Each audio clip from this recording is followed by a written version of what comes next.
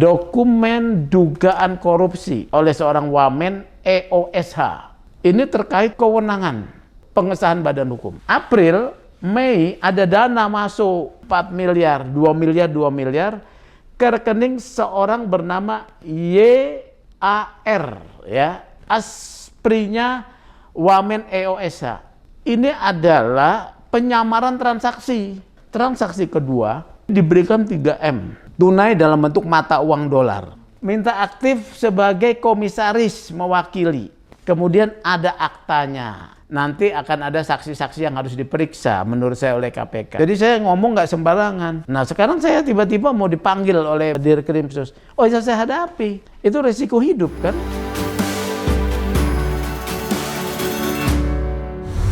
Assalamualaikum warahmatullahi wabarakatuh. Selamat datang di channel Abraham Samad Speak Up. Seperti biasanya, hari ini saya tidak sendiri. Saya menghadirkan narasumber yang akhir-akhir ini cukup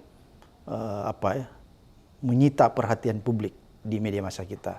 Langsung saja saya memperkenalkan, beliau adalah Mas Sugeng Teguh Santoso. Apa kabar Mas Sugeng? Siap, sehat? Bang Abraham, sehat, alhamdulillah. Mas Sugeng ini Ketua Indonesian Police Watch. Iya Bang. Mas Sugeng ini kan akhir-akhir ini jadi selebritis di Mas Sugeng. Iya, banyak media mengutip. Bukan maksud hati begitu ya. Gitu. Tapi karena harus kinerja kelembagaan itu harus dipelihara kan.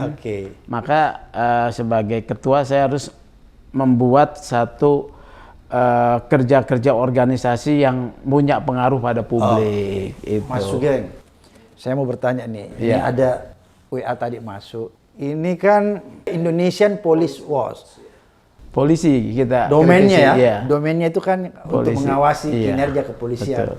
Tapi tiba-tiba Mas Sugeng melaporkan Wakil Menteri Hukum dan HAM ke KPK terkait kasus yang diduga korupsi. Ada penyimpangan korupsi. Dugaan korupsi. Ini kok bagaimana ceritanya dari mengawasi polisi tiba-tiba bisa diceritakan Mas Sugeng? Bang Abraham, saya baru menjabat sebagai Ketua IPW belum 2 tahun. Oh, belum 2 tahun, Pak Sugeng. Tapi kan saya ini aktivis ya. PBHI itu salah satunya saya pembentuknya. Nah, kelembagaan ini kemudian kita perlu kembangkan mandat organisasinya.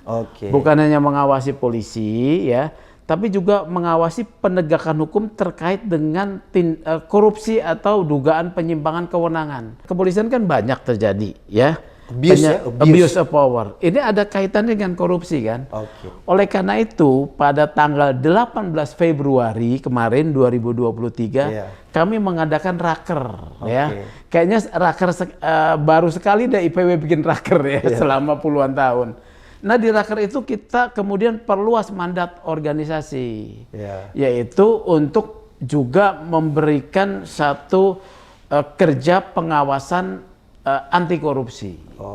Jadi di kelembagaan kepolisian kalau ada seperti kemarin kami membongkar kasus percaloan penerimaan Bintara 2022 di Polda Jateng. Itu kan korupsi. Nah kemudian ketika sekarang ada wamen yang diduga EOSH itu melakukan satu perilaku yang penyalahgunaan kewenangan dan dalam kaitan korupsi, ya kami laporkan. Gitu. Mas Sugeng, ini kronologisnya bagaimana sih sampai ada terseret-seret begitu? 21 Desember 2022 IPW sebagai lembaga pengawas polisi itu mendapatkan permintaan bantuan pemantauan terhadap kerja Polda Sulsel, khususnya Dirkrimsus Polda Sulsel yang diduga berpihak pada pihak-pihak yang sedang bersengketa ya. Itu jadi memantau di sana. Iya, itu jadi permintaan siapa memantau? Dari pengacara salah satu pihak, pengacara Saudara HH yang adalah dirut dari PT Citra Lampia Mandiri. Sekarang dia ditahan ini ya. Kami kan pelajari Bang. Oh ternyata ada di sini dugaan penyalahgunaan kewenangan dan berpihak ya. Yaitu salah satunya adalah fakta 5 November 2022 polisi terlibat mengeksekusi langsung di lapangan atas cuman dasar pengesahan badan hukum. Ini kan tindakan berpihak. Mereka pakai pengacara Mas siapa itu tadi? Singkat saja namanya Mas. Itu ya lapor ya ke Propam, tampaknya nggak ada hasilnya. Oh, nggak ada hasilnya. Saya baca juga ada laporan polisi model A 16 November naik sidik 16 November. Oh, ini berpihak. Jadi kami kritisi lah ya. Kami kritisi, tetapi sangat kuat posisi mereka. Setelah saya bedah ini belakangnya, ternyata ada pengusaha besar yang belakangan memang masuk, kalau masuk sebagai pemegang saham dari pihak lawan, itu pakai inisialnya ya, SAA alias Haji I. Ya, ini terkenal nih ya. Terkenal nih. Orang terkenal ya? Terkenal, sangat terkenal ya. Dia pendukung Pilpres, salah satu pendukung Pilpres ya. Oh ini. Kemudian saya dalami lagi, menyangkut juga kewenangan salah satu kementerian dalam pengesahan badan hukum. Ya. Karena kan persengketaan ini melibatkan pengesahan badan hukum. Siapa yang disahkan, dia akan jadi eksis, memiliki kewenangan mengelola tambang. Padahal tambang ini dibangun oleh si pengusaha HH ya, dari awal juga nih, dia pemegang IUP. Transaksinya 23,5 juta dolar. Baru dibayar 2 juta dolar, tetapi dia bisa menguasai tambang. Itu aja prinsip gampang gitu loh. Nah, jadi kita cermati, tapi nggak goyah. Karena ini udah sangat sistemik dan terstruktur. Bayangkan pengusaha besar, ada kepolisian, ada Kementerian Hukum dan HAM yang mengesahkan ya. Jadi upaya apa yang bisa dilakukan? Akhirnya saya menemukan lah dokumen-dokumen Bang. Dokumen dugaan korupsi oleh seorang wamen EOSH ya. Apa itu? Ya, ada 3 sekuen Bang ya. Jadi April, Mei ada dana masuk 4 miliar, 2 miliar ke rekening seorang bernama YAR ya. Asprinya wamen EOSH 4M. Ya 2 kali ya. Judulnya kalau diberikan di sini adalah jasa hukum. Tapi saya nggak percaya ini jasa hukum. Ini adalah penyamaran transaksi. Kalau jasa hukum, saya cek, saya kan pendiri organisasi advokat ini, 3 organisasi advokat besar saya dirikan. Peradi ya. Saya lihat ini pengacara ini kelasnya di mana gitu loh, 4M. Itu ya, itu transaksi pertama. Jadi dicek di kepengacaraan ya? Iya, saya ya ada namanya YAM, ini reputasi sebagai pengacara, saya cek nggak muncul. Gitu loh ya, tapi dibayar 4M. Dugaan saya ini penyamaran. Ya oke lah, itu debatable ya, tapi pemberian itu dalam kaitan ketika pengusaha HH konsultasi dengan wamen EOS. Tapi ada transaksi kedua, ini terkait dengan menurut saya kewenangan daripada wamen tersebut, pengesahan badan hukum. Kan pengesahan badan hukum ada di Kementerian Hukum dan HAM. Jadi diberikan 3M. Tunai dalam bentuk mata uang dolar ya. Nah ini waktunya, kalau tadi kan karena pakai transfer ada antara Mei sampai kalau tidak salah Oktober ya, jangka waktunya di sini. Sampai Mei sampai Oktober. Saya belum tahu tepatnya. Nah 3M. Pengusaha HH ini minta supaya dia dibantu soal pengesahannya dikawal. Ternyata yang terjadi lawannya disahkan. Bukan dia, kecewa dia. Dia kecewa, dia nggak minta duitnya. Tapi yang marah adalah orang yang memperkenalkan, namanya Ibu A, dia advokat ya. Teman kecilnya wamen EOSH waktu masih di kampung halaman sana. Dia marah, kenapa perilakumu begini? Saya punya chatnya nih. Jadi saya ngomong nggak sembarangan. Dia kecewa, beta kecewa. Kenapa perilakumu begini? Dia berdalih-dalih lah. Oleh karena itu kemudian wamen EOSH dia bilang supaya tidak jadi fitnah, dia kembalikan duit 7M itu. Nah lihat, 4M kan ditransfer, yang 3M kan ini pakai tunai, tapi dikembalikan 7M, berarti dia mengkonfirmasi yang diterima 3M. yang terimanya YAR. YAR ini siapa? Diakui sebagai asisten pribadinya. Ya. Nah, dikembalikan 3M. Ada sekuen ketiga, Bang. Kalau ini dia perbuatan aktif. Dia menyebutkan gini. Assalamualaikum Pak H. Ya, ini WA dia nih. Untuk komisaris yang mewakili saya jadinya Y dan Y. YAM dan YAR. Yang tadi asal satu aspirinya juga nggak jadi. Jadi dia minta aktif.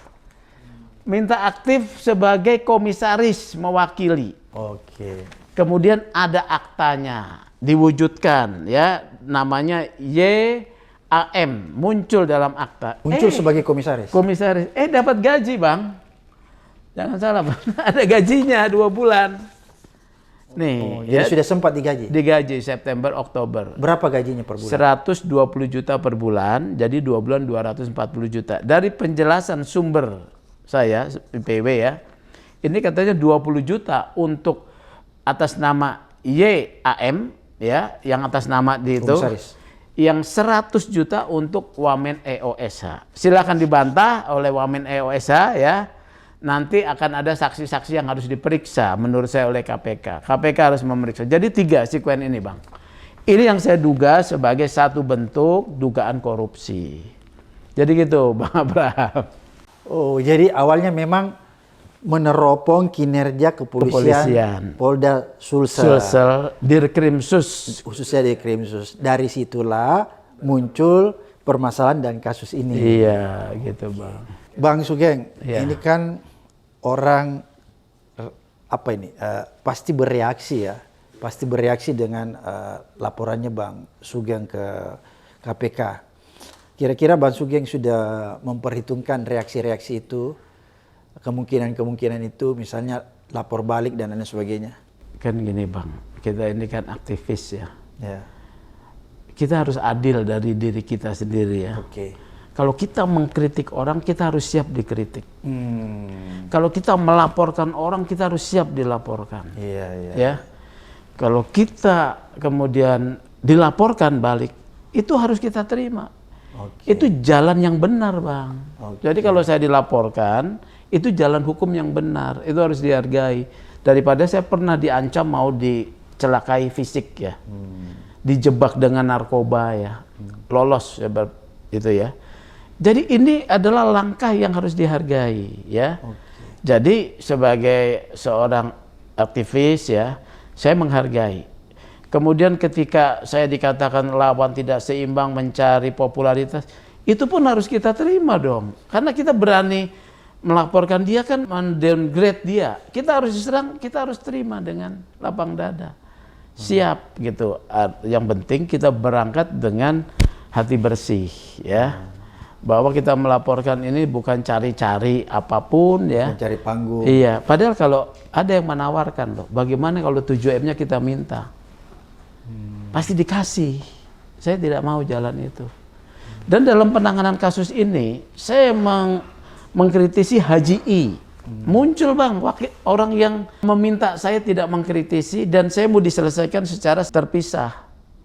Dengan Win-Win Solution saya bilang, ada orang mengadu pada IPW, orang ini dijolimi, tolong berikan keadilan pada dia. Jangan pada saya. Saya hanya menjadi penyambung keadilannya saja. Nah sekarang saya tiba-tiba mau dipanggil oleh Dirkrimsus. Oh ya saya hadapi. Itu resiko hidup kan abang juga punya begitu ngalamin kan.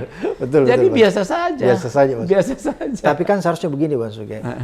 Pejabat juga itu harusnya tidak boleh anti kritik ya. Iya. Kalau laporan jangan langsung bereaksi kira-kira. Iyalah kan juga ada sistem lah bahwa tindak pidana yang extraordinary kan harus diurus dulu toh. Iya. Ya kan. Ya, tapi saya hadapi aja lah. Ya kan. Jadi begitulah kira-kira kalau buat IPW ya, karena kita harus menjalani ini dengan niat baik dulu ya. Niat baiknya membantu negara dalam pemberantasan korupsi. Soal nanti bagaimananya kita jalanin aja. Mas Sugeng, waktu melakukan pemantauan di Polda Sulsel, iya. Apakah Mas Sugeng tidak menemukan sesuatu peristiwa yang menurut saya itu misalnya ada penyuapan, ada penyimpangan dan lain-lain sebagainya? Belum ketemu ya, kalau itu belum ketemu. Walaupun saya mendengar ya dari pengusaha HH, sebelum dia bersengketa dia pun memberikan juga uang pengamanan kan, tapi dia tidak mau buka ya, uang pengamanan juga. Pengusaha-pengusaha tambang kan biasa memberi uang pengamanan begitu ya, kayak kasus tambang di Konawe ya, itu juga ada uang pengamanan bagaimana supaya dari mulai tambang sampai ke jeti kan ada jatah-jatahnya. Tapi kalau ada bukti pada IPW kita akan buka kok ya, tapi kalau cuma sekedar penjelasan kan kita nggak berani dong ya. Oke, berarti kalau kita lihat menggali lebih dalam Mas Sugeng, ternyata kasus ini lagi-lagi persoalan pertambangan ya. Betul.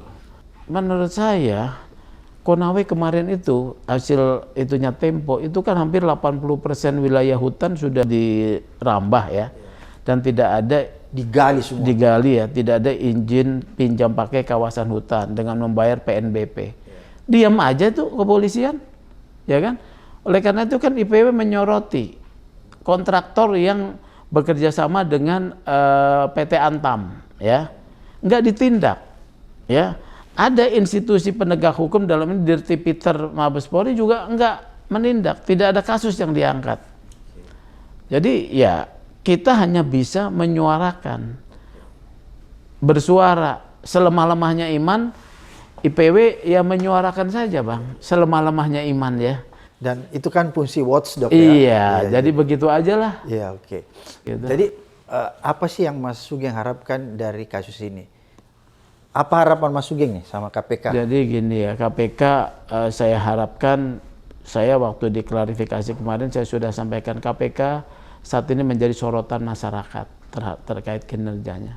Saya berharap kasus ini diselidiki, diklarifikasi, kemudian diselidiki, kemudian naik ke penyidikan. Karena bukti saya cukup, ya, bukti-bukti ini cukup nih dengan 3 sekian itu. Bagaimana supaya ini disidik? Kita membantu negara supaya korupsi di ruang-ruang gelap kekuasaan itu oleh oknumnya bisa diangkat di ruang terang. Iya, di ruang terang. Mas Sugeng ini kan seorang advokat ya? Iya bang. Oleh karena seorang advokat pasti bisa lebih memahami alat-alat bukti yang Mas Sugeng punya ya.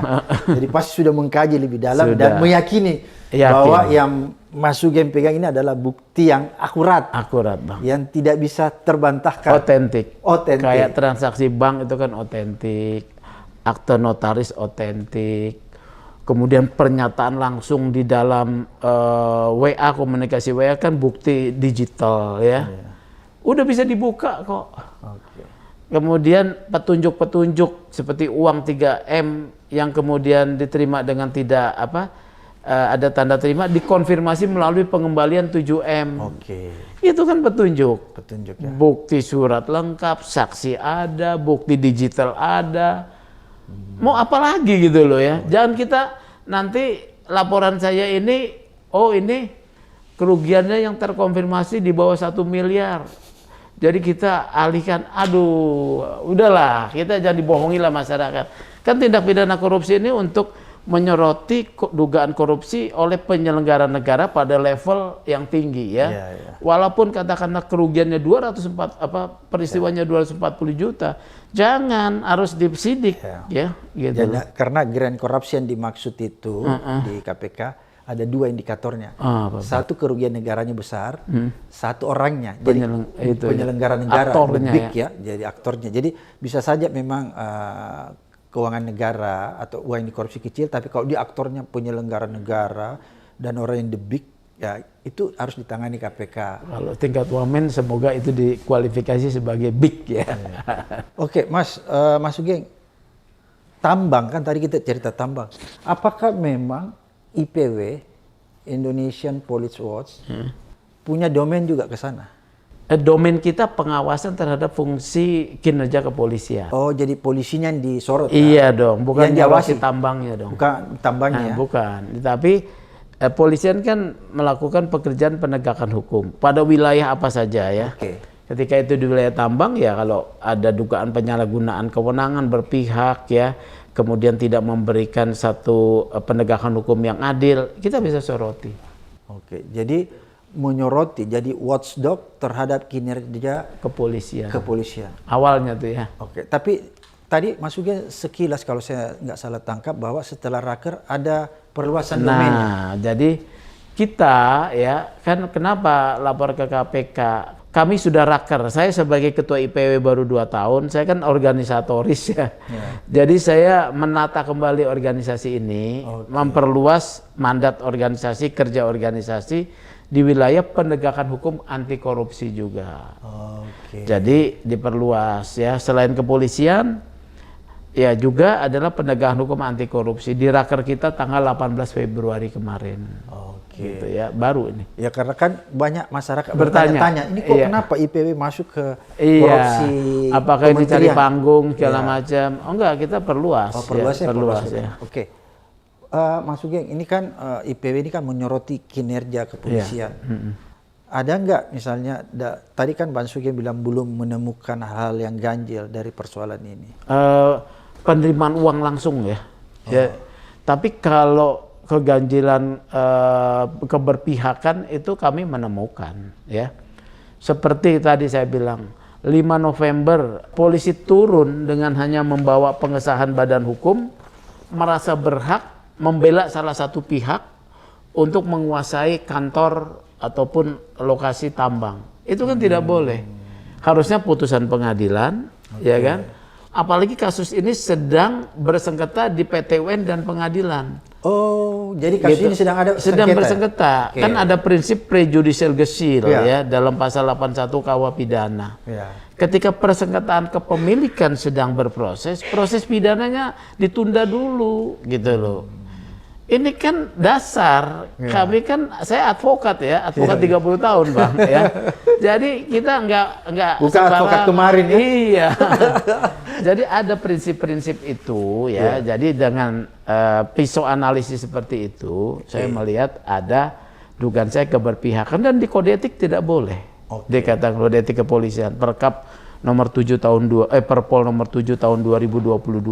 Berpihak tidak boleh ya. Kemudian menyalahgunakan kewenangan tidak boleh ya. Tindakannya harus menjaga kehormatan institusi ya kan. Ini kan IPW, laporan ke IPW itu 80% lebih itu keluhan masyarakat pada kerja penegakan hukum, reserse. 80% ya. Jadi keluhannya di situ ya. Di sana. Mas Sugeng, ini kan selama mengawasi kepolisian ini kita lihat banyak kejadian-kejadian nih yang memprihatinkan kita semua. Ada kasus Sambo, ada kasus Teddy Minahasa, Ismail Bolong dan lain-lain sebagainya. Pernah nggak Mas Sugeng menyoroti secara detail ya, misalnya kasus yang sedang berlangsung Sambo atau kan Teddy? Yang, kalau Sambo udah selesai, Sambo kalau kasus udah. Teddy kalau begini ya, kalau Teddy kan pengungkapan itu berdasarkan penyidikan dari Polda Metro ya. Jadi IPW kan ada nggak dugaan penyimpangan? Kalau tidak ada, IPW mengawal saja. Ya, kalau Sambo itu kan tadinya mau ditutupi. Ya, kami yang 11 Juli kami yang mengawal tuh awal Bang. Jadi pembentukan TGPF, tim sus sama Sambo dan nonaktif adalah suara IPW pertama 11 Juli. Kejadian 8 Juli, IPW pertama kali 11 Juli yang bicara ya. Nonaktifkan Sambo, tersangkakan Sambo ya. Kemudian ekshumasi ya untuk bedah mayat. Itu kita yang awal tuh. Ya itu klaimnya IPW lah ya, boleh dilihat di jejak digital ya. Jadi itu kasus kalau yang kasus Teddy kita hanya mengawal supaya proses ada praktek-praktek modus-modus penyalahgunaan kewenangan di dalam penegakan hukum narkoba itu sangat besar ya. Ada abuse of power situ. Iya ya. Bahkan ini kan juga bagian dari reserse ya. Jadi misalnya operasi petik ya, itu namanya saya bilang operasi petik. Jadi penjualnya tidak ditangkap, yang belinya ditangkap. Itu apa namanya? Operasi petik. Ya kan. Jadi dia tinggal metik aja nih, ya kan. setelah dipetik, misalnya ada kan mereka ada target nih. Misalnya 1 bulan ada 20. Kalau di Polres misalnya ada 20 atau 50. Nanti disisir. Misalnya yang punya uang itu dari 20 itu 30 misalnya 20 orang. Ini damai dengan rehabilitasi. Kalau nggak punya uang dijadikan perkara untuk naik sebagai laporan. Begitu. Oh, jadi memang setiap Polres, Polda ini ditarget ya kasus narkobanya? Ada dong di unitnya, kalau nggak ada prestasi kan bisa dipindah dia. Oh gitu. Tapi itu kan berbahaya juga kalau ada target-target begitu ya? Iya. Kalau menurut Pak Sugeng apa plus minusnya kalau ada target begitu? Target itu menekan kinerja ya, untuk kinerja bagus ya. Tapi itu ada potensi juga abuse of power ya. Apalagi dalam narkoba, penyisihan barang bukti ya. Kayak Teddy nih ya, kemudian menangkap operasi petik ya, kemudian ada penjebakan, bandar lain nggak ditangkap tapi dia harus ganti, istilahnya ganti kepala, selain operasi petik ganti kepala. Ini yang harus ditertibkan ya. Jadi kasus Teddy juga mirip-mirip seperti itu Pak? Teddy kan buka sendiri di sidang bahwa sudah biasa katanya polisi itu kemudian menyisikan barang bukti dipakai sendiri ya. Kan di Sumatera Utara Binjai itu yang kemudian berapa orang itu ketangkap ya polisi, dia menyisikan barang bukti, dipecat ya. Kemudian ada operasi petik yang di dalam CCTV itu yang jualnya masih di situ, pembelinya yang ditangkap, yang jualnya nggak ditangkap. Jadi yang model-model begitu ya arahnya kemudian kepada respon masyarakat terhadap kepolisian. Kan jadi yang menjadi korban institusi ya, menjadi diserang, didiskreditkan. Jadi IPW ini sebetulnya membantu supaya institusi Polri itu mengklaim sebagai Tribrata benar. Apa itu? Satu, dia adalah abdi negara, bukan abdi kepentingan pribadi. Abdi negara kan berarti melayani bangsa dan negara. Kedua, dia menjadi teladan. Bagaimana menjadi teladan kalau hidupnya hedon? Untuk membiayai hidup hedon tuh butuh duit. Gitu. Teddy terjerat atas hedonnya itu mungkin karena biaya besar ya. Kenapa Pak Sugeng bilang? Ya dia itu memang kan ketua motor besar, dia perlu biaya besar ya. Ya kan, kalau udah hidup perlu biaya besar bagaimana? Kalau istri kemudian sudah tampilannya wah ya, dibiayai dengan, kalau jenderal aja Bang, Kapolri aja itu saya sudah hitung, gaji dan tunjangan itu cuma sampai 50 juta saja. Oke, kalau Kapolda berapa gaji dan tunjangan? Kalau Kapolda tunjangan bintang 2 lah, sekitar paling 40. Dalam sebulan ya? Iya. 40. Itu sudah gaji dan tunjangan? Iya. Tapi itu kan sudah lumayan, kira-kira kalau masih sedikit ya? Waduh, enggak. Kalau misalnya mencukupi kebutuhan nggak misalnya cukup, ya? Itu nggak cukup lah kalau itu. Tapi kalau memang mau hidup sederhana cukup. Kalau hidup sederhana bisa kan? Cukup, bisa lah ya. Tapi tentu memang tidak, kemarin yang terbongkar kan adalah bagaimana dana operasional itu ditanggulangi melalui upaya di luar yang disebut yang namanya Satgas Merah Putih itu. Kan itu dari judi ya, dari judi katanya, dari, setoran, dari pengamanan, dari kejahatan-kejahatan. Iya ya. Nah itu kan yang kemarin kemudian terbongkar bersamaan kasus Sambo. Ya walaupun tidak diakui karena memang para bandarnya nggak ada yang ngaku kan kalau dia nyetor. Alvin Lim tuh berhasil tuh mengungkap adanya satu orang sumber yang dia wawancarai di YouTube-nya. Dia kasih siapa detail tuh. Ya, sekarang dia di dalam tuh Alvin Lim. Oke, Bang Sugeng, ini terakhir nih sebelum kita menutup diskusi ini. Harapan konkretnya nih Pak Sugeng, ini kan tadi Pak Sugeng katakan bahwa ini KPK nggak boleh main-main ya. Tapi apa sih harapannya supaya kunci kasusnya itu kan dari persengketaan dulu ya, persengketaan apa itu masalah kedudukan pemilikan saham, iya pemilikan saham, kedudukan hukum ya.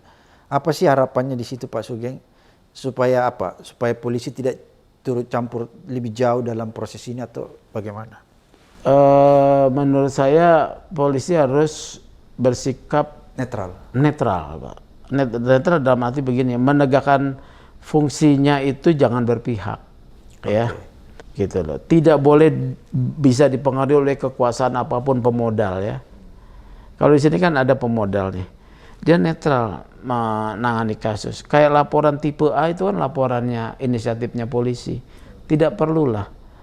Laporan tipe A terkait yang namanya ada 2 laporan tipe A. Kalau tidak salah satu lagi terkait pencurian dokumen atau pencurian ore. Ya kan? Ngapain sih terlibat dalam kepemilikan yang dipersengketakan? Kalau laporan tipe B. Ore itu kan kadar ya. Ore itu ini yang kadar iya, biji itu ya. Tambang. Pencurian dokumen ngapain gitu ada ya. Kalau laporan tipe B ya nggak apa-apa lah. Itu kan pihak-pihak masyarakat. Nggak perlu tipe A. Tipe A kan kalau misalnya kasus-kasus Kamnek, korupsi, ya kan, keamanan negara, korupsi, bolehlah tipe A, ya. Kalau persengketaan itu kok kau ikut-ikut campur, udah terlalu jauh lah. Masih banyak lagi Konawe itu coba tipe A harusnya, karena itu punya Antam, ya. Ada hutan ini kan punya negara yang menguasai. Buatlah laporan tipe A. Ya. Iya. Jadi begitu. Jadi itu harapan Pak Sugeng. Iya, jadi lebih profesional, profesional, tidak berpihak. Taatilah kode etik Perpol nomor 7 tahun 2022 itu ya, taati. Supaya masyarakat bisa percaya bahwa polisi itu adalah abdi negara. Penegak hukum. Ya, patut diteladani. Gitu. Apakah rekomendasi-rekomendasi ini yang tadi Pak Sugeng sampaikan ke kita ini sudah pernah dibuat dalam bentuk rekomendasi dan diberikan kepada kepolisian? Oh, biasanya kita rilis dalam catatan akhir tahun. Ya. Jadi memang dalam hal beberapa, kami kan buat diskusi publik ya. Pengawasan internal kami mengusulkan untuk adanya fungsi publik ada di sana. Kayak misalnya di Komisi Kode Etik ya. Kemudian di Propam ya ada fungsi pihak eksternal ada. Kemudian seperti Wasidik ditingkatkan posisinya setara dengan Propam ya, Wasidik ya. Supaya lebih kewenangannya lebih besar. Iya, lebih bergigi ya. Karena Wasidik menjadi instrumennya di bawah Serse kan, kalau Sersenya yang abuse, Wasidiknya ngikut aja ya. Jadi seperti itu. Kalau Wasidiknya di 86 kan bisa nggak kira-kira? Banyak terjadi. Banyak terjadi ya. Karena bahkan untuk misalnya kita minta gelar perkara, pengacara gelar perkara, kalau nggak di lobi juga tidak sesuai keinginan. Memang di sini profesionalisme, ya, kemudian ketaatan kode etik. Kan profesional itu 2 Bang, ahli dalam bidangnya dan taat kode etik. Udah itu aja. Sederhana aja ya. Sederhana. Ahli dalam bidangnya dan taat kode etik. Kalau itu dijalankan lebih baik lah. Polisi ini menjadi harapan kita. Dan juga penegak hukum lain juga ya, kayak pengacara juga profesional itu juga ahli taat kode etik. Jangan kau makan klienmu juga. Gitu. Karena saya yang nyusun kode etik itu Bang. Iya. Oke, Bang. Ya, saya berharap KPK dalam laporan saya bisa menaikkan status ini dalam penyelidikan dan kemudian penyidikan. Oke, terima kasih Mas Sugeng sudah memberi waktunya kita berdiskusi mengenai hal yang lagi hot nih. Sekali lagi sukses buat Mas Sugeng dan IPW. Terima kasih. Sampai ketemu di episode berikut di Abraham Samad Speak Up.